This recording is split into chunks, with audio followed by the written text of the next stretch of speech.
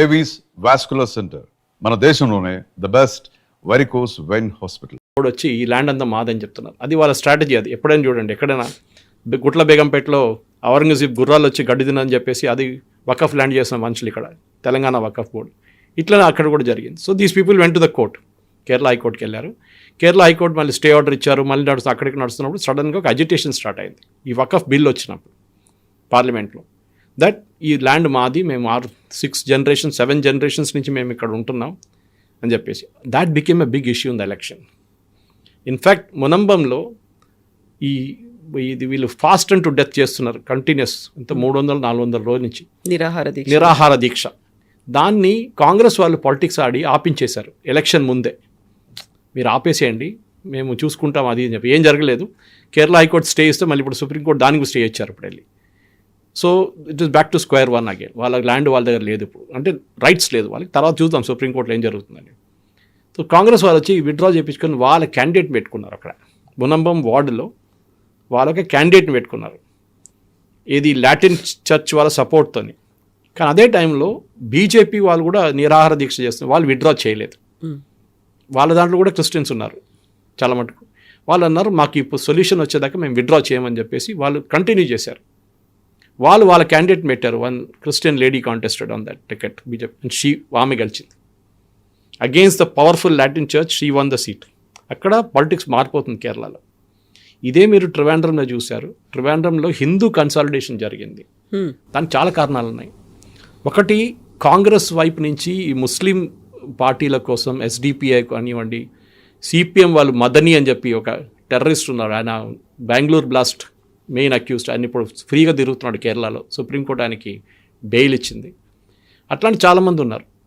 So వీళ్ళేం చేస్తున్నారంటే complete ముస్లిం vote బ్యాంక్కి ప్యాండర్ చేస్తున్నప్పుడు అక్కడ కేరళలో ఉన్న హిందువులు ఇప్పుడు దాకా స్ప్లిట్ అయి ఉన్నాయి. ఇక్కడ ఈ 43% మీరు డివైడ్ చేస్తే 16 వస్తుంది మ్యాక్సిమం.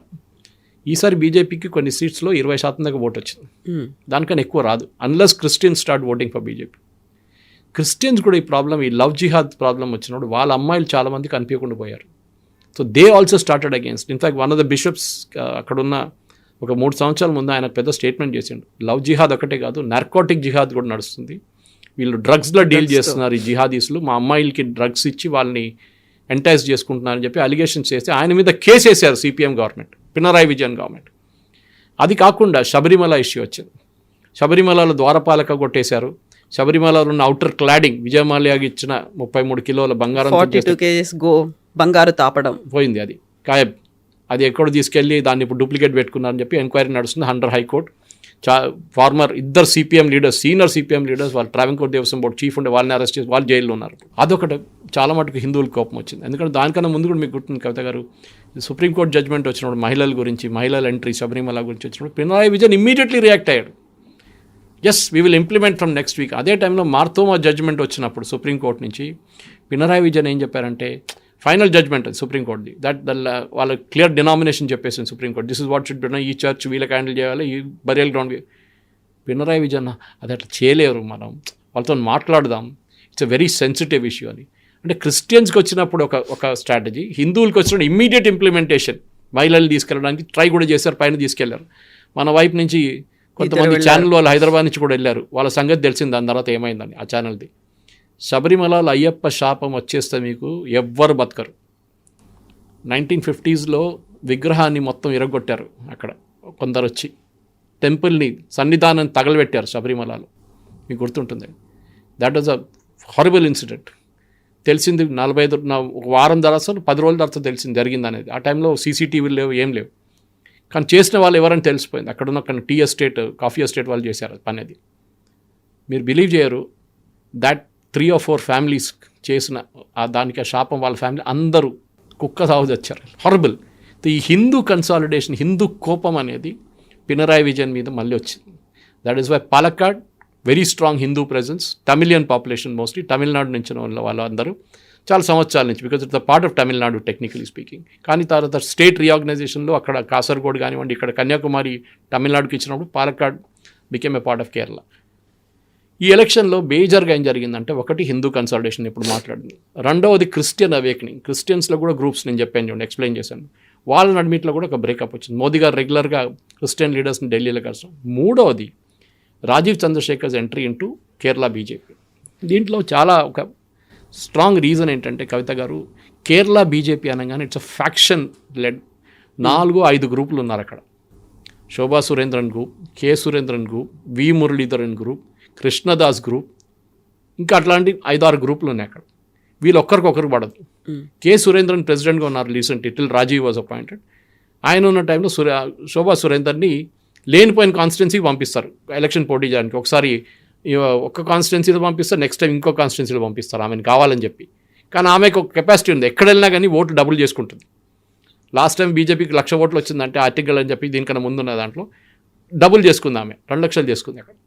సో ఆమెని కానీ పైకి రానియలేదు వీళ్ళు.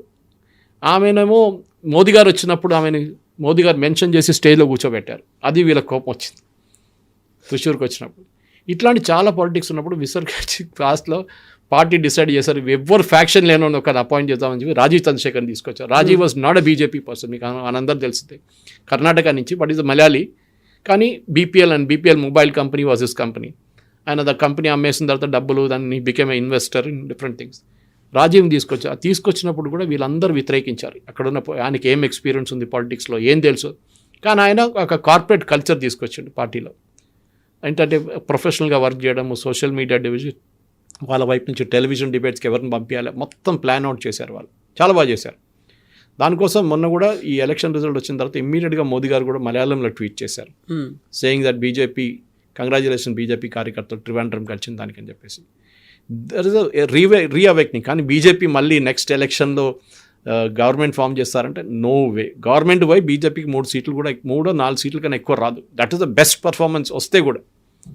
That is also impossible next assembly ఎలక్షన్లో. ఇప్పుడు స్టార్ట్ అవుతుంది జనవరి 2026, లేకుంటే ఫిబ్రవరిలో ఉంటుంది ఎలక్షన్స్.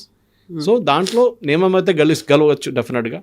మేబీ త్రిశూర్లో 1-2 కాన్స్టిట్యున్సీలు గెలవచ్చు. కానీ majority is not possible because Congress మొత్తం వాళ్ళ వైపు నుంచి ఉన్న Kottayam, Pathanamthitta and Ernakulam very strong Catholic presence. Congress మొత్తం ఓట్లు తీసుకెళ్ళిపోయి ఈసారి కూడా లోకల్ బాడీ ఎలక్షన్స్ అదే జరిగింది. నార్దర్న్ కేరళలో Indian Union Muslim League which is వీళ్ళ alliance, Congress alliance. Malappuram, Wayanad Rahul Gandhi, Priyanka Vadra constituency, అక్కడ ఎవరు నిలబడినా గెలుస్తారు వాళ్ళ వైపు నుంచి. అది కాకుండా మనం ఈసారి చూసిన కన్నూర్ ఇస్ అ సిపిఎం పంచుకోవటం అని చెప్పొచ్చు మనం. అక్కడ ఎవరు నిలబడరు కూడా కాన్స్టిట్యున్సీలో, భయపడతారు ఆపోజిషన్. కాలు ఉండవు, చేతులు ఉండవు వాళ్ళది. రాత్రికి తల కూడా కోసేస్తారు ఒకసారి, అంత భయం ఉంటుంది అక్కడ కూడా బీజేపీ బాగా పర్ఫామ్ చేశారు ఈసారి కన్నూరులో. Of all the places candidate పెట్టడమే పెద్ద పని. సో కవిత గారు ద ఓవరాల్ పర్ఫార్మెన్స్ చాలా మటుకు ఇంప్రూవ్ చేశారు. త్రిశూర్లో 6-12 అట్లా చాలా మటుకు ఇంప్రూవ్ చేసుకుంటూ వెళ్ళారు. డబుల్ చేసేసారు almost every place. Local body ఎలక్షన్లో బీజేపీ ఎప్పుడు పర్ఫామ్ చేస్తుంది, ఎందుకంటే మీ పాపులేషన్ తక్కువ ఉంటుంది లోకల్ బాడీ ఎలక్షన్లో. లోక్సభ అనగానే 10 లక్షలు 12 లక్షలు అవుతారు. లోకల్ బాడీ అయినప్పుడు 50,000, ఒక 75,000లో ఆ వార్డులు అయిపోతుంది ఓట్లన్నీ. ఇట్లానే గ్రో అవుతారా బీజేపీ అంటే ఎస్ పాసిబుల్. రేపు నీలేశ్వరం గెలవచ్చు అక్కడ. కానీ ఒక పాపులేషన్ ప్రొఫైల్ మార్చారు. చాలామందిని మలబార్ నుంచి, దట్ ఈస్ మలపురం ఏరియా నుంచి తీసుకొచ్చి రీసెటిల్ చేశారు నీలేశ్వరంలో. అప్పుడు హిందూ పాపులేషన్ తగ్గిపోయింది, అక్కడ ముస్లిం పాపులేషన్ ఎక్కువైపోయింది అనమాట. అది మీరు కొడగులో కూడా చూస్తున్నారు. కర్ణాటక వైపు కూడా కొడగులో చాలా మటుకు పాపులేషన్ డెమోగ్రఫీ మారిపోతుంది. అక్కడున్న కొడుగు వాళ్ళ పాపులేషన్ తగ్గిపోతుంది, ఎందుకంటే ముస్లింస్ వచ్చి ఉండడం మొదలుపెట్టారు అక్కడ, కేరళ నుంచి వీళ్ళందరూ.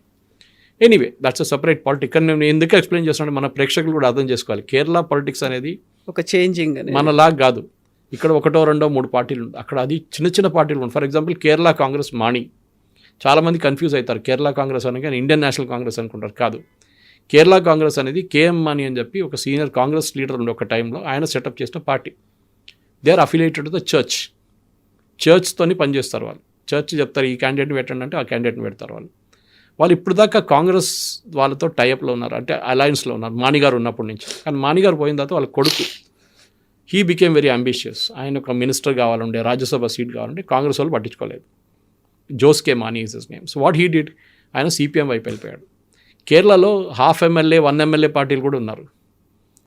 అది తమాషా అనమాట. ఒక్క ఎమ్మెల్యే ఉంటే కూడా వాళ్ళు మాట్లాడుతున్న తీరు చూస్తే మీకు సర్ప్రైజ్ అయిపోతారు. ఏదో 15 ఎమ్మెల్యేలు ఉన్నట్లు మాట్లాడతారు వాళ్ళు. ఒక్క ఎమ్మెల్యే ఉంటారు అక్కడ. ఆర్జేడీ అంత పవర్ఫుల్గా మాట్లాడతారు. అక్కడ ఆర్జేడీ ఉంది, మీకు తెలుసా. అక్కడ జేడీయూ ఉంది అక్కడ కేరళలో. వాళ్ళకు ఒక పంచాయత్ ఎలక్షన్ కూడా ఆన్ దర్ ఓన్ వన్ గెలవలేరు వాళ్ళు. సిపిఎంఓ వీళ్ళ కాంగ్రెస్ సపోర్ట్తో గెలుస్తారు వాళ్ళు, ఏ అలయన్స్లో ఉంటారు దాన్ని. కేరళ 2 అలయన్సెస్ ఉన్నాయి, ఒకటి ఎల్డిఎఫ్, సిపిఎం, సిపిఐ, వీళ్ళది RSP, and then of course వీళ్ళు కేరళ కాంగ్రెస్ మాని. అటువైపు UDF, Congress, IUML, Indian Union Muslim League అని చెప్పింది. అది కాకుండా చిన్న చిన్న కొన్ని పార్టీస్ ఉన్నాయి వాళ్ళ దగ్గర కూడా. వీళ్ళిద్దరే ఎప్పుడు కేరళలో పొలిటిక్స్లో స్టార్టింగ్ నుంచే వీళ్ళు ఒకసారి గెలిస్తే వాళ్ళు ఒకసారి గెలుస్తారు. అసలు ఫస్ట్ టైం లాస్ట్ అసెంబ్లీ ఎలక్షన్లో అది రిపీట్ కాలేదు, సిపిఎం గెలిచారు. మళ్ళీ ఈసారి కూడా వాళ్ళు గెలవడానికి రెడీగా ఉన్నప్పుడు ఇదంతా జరిగింది. ఇప్పుడు సిపిఎం భయం ఉంది. సిపిఎం ఒకటి పినరాయి విజయన్ వ్యతిరేకంగా ఉన్న అరెగెన్స్, రెండోది ఆయన మీద ఉన్న గోల్డ్ స్మగ్లింగ్ కేసు ఒకటి, ఆయన కూతురు లంచం తీసుకుందని చెప్పి ఆమె మీద ఒక ఆరోపణ కేసు నడుస్తుంది. అది కాకుండా వాళ్ళ క్యాబినెట్లో ఉన్న చాలామంది మినిస్టర్స్ మీద కూడా అలిగేషన్స్ ఉంది, కరప్షన్ అలిగేషన్స్. సో ఇది ఒక పెద్ద ప్రాబ్లం అయిపోయింది సిపిఎంకి. సిపిఐ ఏమో అసలు వాళ్ళకి ఆన్ దర్ ఓన్, వాళ్ళు కూడా చిన్న పార్టీ వాళ్ళు ఎక్కువ గెలవలేదు, కానీ వాళ్ళు మాట్లాడుతూ తీరు చూస్తే అబ్బాబా ఏదో నేషనల్ లెవెల్ పార్టీ లాగా మాట్లాడతారు వాళ్ళేమో ఉన్న సీట్లు కూడా ఓడిపోతున్నారు. సిపిఎం ఏమైనా ప్రోగ్రెసివ్గా చేద్దామంటే, for example new education policy adopt చేద్దామని డిసిషన్ తీసుకున్నారు కేరళ గవర్నమెంట్, దాన్ని వ్యతిరేకించారు. దాంతో ఏమైపోయింది, రావాల్సిన ఫండ్స్ అన్నీ పోయినాయి సెంట్రల్ గవర్నమెంట్ దగ్గర నుంచి. సర్వశిక్ష అభియాన్ కానివ్వండి, మిగతా దానికి పిఎం శ్రీ ప్రాజెక్ట్ కింద రావాల్సిన ఫండ్స్ అంతా పోయింది. ఇప్పుడు ఎందుకు సిపిఐ వ్యతిరేకించారని చెప్పి మన పార్లమెంట్లో కూడా ధర్మేంద్ర ప్రధాన్ గారు చాలా బాగా చెప్పారు. జాన్ బ్రిటాస్ ఒక క్వశ్చన్ అడిగిన దానికి. సో కేరళ పాలిటిక్స్ అనేది మన దగ్గర ఉన్న స్ట్రైట్ ఫార్వర్డ్ పాలిటిక్స్ కాదు. ఇక్కడ రిలీజియన్, ఇక్కడ క్యాస్ట్, అండ్ అఫ్ కోర్స్ వాళ్ళ హిందూ ఓట్స్, ఈ 3 ఉంటాయి. హిందువులు అక్కడ యునైటెడ్గా ఓట్ చేయరు, ఇప్పుడు స్ప్లిట్ అవుతారు 3 ముక్కలుగా. అంటే 43, 44 ఉంటే 1/3 BJP, 1/3 Congress, 1/3 CPM. CPM problem ఏమవుతుందంటే కవిత గారు, ఇప్పుడు మన నెక్స్ట్ స్లైడ్కి వచ్చిన అదే ప్రాబ్లం. నెక్స్ట్ జనరేషన్ లీడర్స్ రావట్లేదు. వీళ్ళది లీడర్షిప్ స్కూల్ లెవెల్ నుంచి బిల్డ్ అవుతుంది. పినరాయి విజయన్, గోవిందన్ మాస్టర్, వీళ్ళందరూ కాలేజ్ లెవెల్ నుంచి, ఎస్ఎఫ్ఐ నుంచి వచ్చారు. వీళ్ళందరూ అట్లనే గ్రో అవుతారు పార్టీలో. సో కాడర్ బేస్ పార్టీ అంటాం చూడండి, ఇదే cadre base party.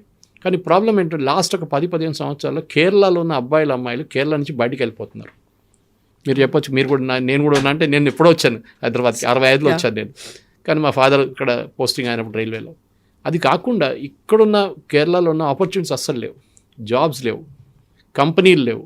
West Bengal version 2 Kerala, ఉద్యోగాలు అస్సలు లేవు. ఏ కంపెనీ వచ్చినా కానీ వాని అక్కడి నుంచి ఎట్లా తరిగొట్టాలని చూస్తారు. ఫస్ట్ రోజే జెండా పెట్టేస్తారు కమ్యూనిస్ట్ వాళ్ళు వచ్చి, లేకుంటే కాంగ్రెస్ వాళ్ళు పెడతారు. వీళ్ళిద్దరు ఒకటే, మన కమ్యూనిస్ట్ వాళ్ళు ఒక్కడే తిట్టక్కర్లేదు, కాంగ్రెస్ వాళ్ళు కూడా అదే పని చేశారు. మీరు బిలీవ్ చేయరు, I don't know how many people here know something called chumattu thozhilali in Kerala. Head load workers ఉంటారు వాళ్ళు.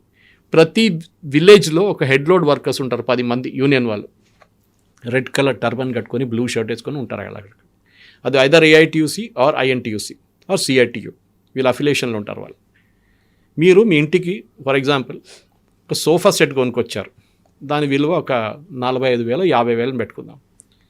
మీరు ఇంటికి తీసుకొచ్చిన తర్వాత మీరు దాన్ని అన్లోడ్ చేయాలంటే మీరే అన్లోడ్ చేయాలి. మీ డ్రైవర్ కూడా హెల్ప్ చేయకూడదు, మీ ఇంట్లో ఉన్న పని మనిషి కూడా హెల్ప్ చేయకూడదు.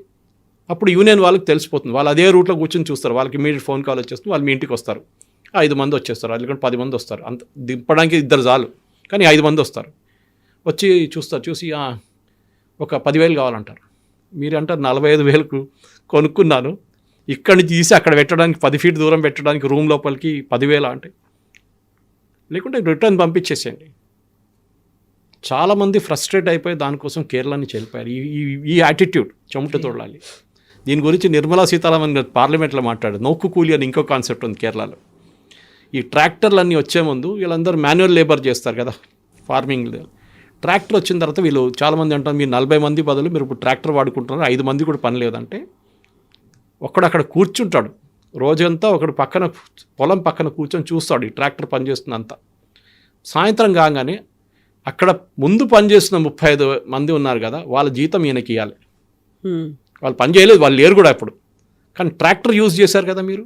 సో నోక్కు కూలి అంటే మీరు చూడడానికి ఒక ఛార్జ్ వీడు తీసుకుంటాడు. మీరు ఎక్కడ ఈ లోకంలో ఎక్కడ విన్నారు ఇట్లాంటి కాన్సెప్ట్స్? ఇదే కేరళని ధ్వంసం చేశారు. 2-3 మోహన్ లాల్ సినిమాలు ఉన్నాయి బ్యూటిఫుల్. ఒకటి వరవేల్పు అని చెప్పి వాజ్పేయి గారు మెన్షన్ చేశారు దాని గురించి. కుమరకంకి వెళ్ళినప్పుడు ఆయన ఒక బస్సు కొని, పక్క సెకండ్ హ్యాండ్ బస్సు కొని ఆయన పిచ్చి పట్టేస్తాడు లాస్ట్ మోహన్ లాల్కి. డ్రైవరు, యూనియన్లు, కండక్టరు, ఓ బాబా మోటార్ వెహికల్ ఇన్స్పెక్టర్ వీళ్ళందరూ కలిసి ఆయన్ని తిప్పుతారు.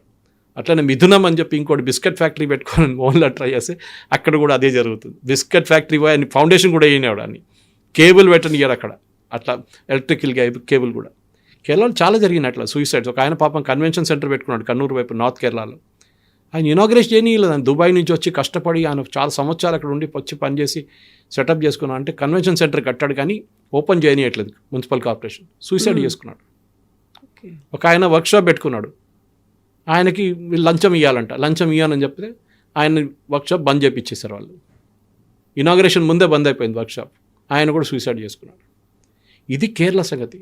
ఇప్పుడు తిరువనంతపురంలో ఒక IPS ఆఫీసర్, DGP, ఒక శ్రీలేఖ అనే ఆవిడ, తను అంత పెద్ద పొజిషన్లో ఉండి ఒక కార్పొరేటర్గా కంటెస్ట్ చేశారు. ఈ she going to become first mayor తిరువనంతపురంలో? The first IPS officer from Kerala, lady IPS officer. చాలా ethically correct lady. And BJP join చేసినప్పుడు ఆమె మీద పర్సనల్ అటాక్లు మొదలైనాయి. ఇన్ఫాక్ట్ ఎస్టర్డే ప్రెస్ కాన్ఫరెన్స్లో కూడా ఆమె చెప్పింది మలయాళం ఛానల్స్లో, నా మీద చాలా ఆరోపణలు చేశారు, లేనిపోయిన పాత ఆరోపణలు అన్నీ నా మీద మళ్ళీ మొదలు పెట్టారు, నేను పోటీ చేశాను, గెలిచాను, మేయర్గా అపాయింట్ అవుతారో లేదని నాకు తెలియదు.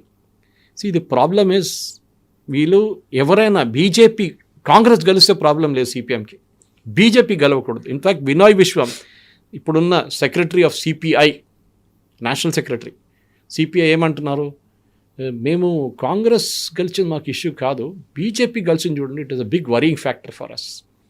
So Sreelekha's win is also like that. ఎందుకంటే ఈసారి బీజేపీ వైపు నుంచి చాలామంది మహిళలు గడిచారు, చాలామంది. ఎందుకంటే ఒకటైతే రిజర్వేషన్ సిస్టమ్ ఉంది అక్కడ మహిళలకి 33, అది కాకుండా వాళ్ళు నామినేట్ కూడా చాలా బాగా చేశారు. మంచి ఒక డెలివరీ ఉమెన్ ఉండే, ఈ స్విగ్గీ డెలివరీ చేస్తుంది, ఆమె కూడా పోటీ చేసింది ఎలక్షన్ బీజేపీ వైపు నుంచి. సో అట్లాంటి ఎడ్యుకేటెడ్ పీపుల్ అక్కడ ఉన్నారు. కానీ వాళ్ళకి ఏంటంటే కవిత గారు నేను చెప్పినట్లు ఆపర్చునిటీస్ లేవు అక్కడ. ఇప్పుడు ట్రివాండ్రం డెవలప్ చేయడానికి ఇప్పుడు మోదీ గారు ఏమన్నారంటే, నేను డెవలప్ చేసి చూపిస్తాను మీకు, less like Suresh Gopi is doing in Thrissur, my home town. కొత్త రైల్వే స్టేషన్ కడుతున్నారు, అది రీమోడల్ చేస్తున్నారు, సిటీలో చాలా మటుకు మార్పులు తీసుకొస్తున్నారు.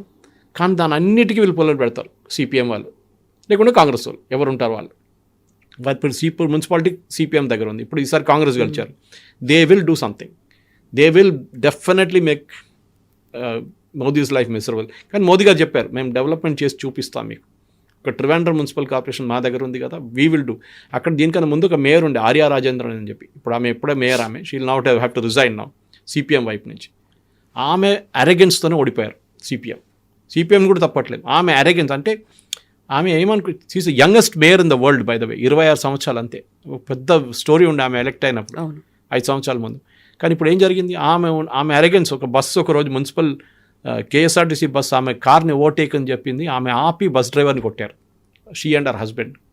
ఆ రోజు డిసైడ్ చేసుకున్నారు కేరళ ప్రజలు, ఎస్పెషల్లీ ట్రివాండ్రం వాళ్ళు, వీళ్ళని ఎప్పుడు కలిపేయకూడదు, వీళ్ళ అహంకారం అని చూడండి, అది కిందకి దింపాలని చెప్పి ఈసారి కావాలని చెప్పి సిపిఎం 40 సంవత్సరాల తర్వాత ఫస్ట్ టైం కాంగ్రెస్ కూడా గెలవలేదు అక్కడ, ఫస్ట్ టైం 40 సంవత్సరాల తర్వాత బీజేపీ గెలిచింది అక్కడ. అంటే సిపిఎంని అక్కడ నుంచి కిందకి దింపారు వీళ్ళు. అంటే ఆ ప్రజలకి ట్రివాండ్రం ప్రజలు చూపించిన అదే ఏం చెప్తారు, ఒక డిసిషన్ ఉంటే ఇంకా కేరళలో ఉన్న మిగతా టౌన్స్ కూడా బాగుపడతారు.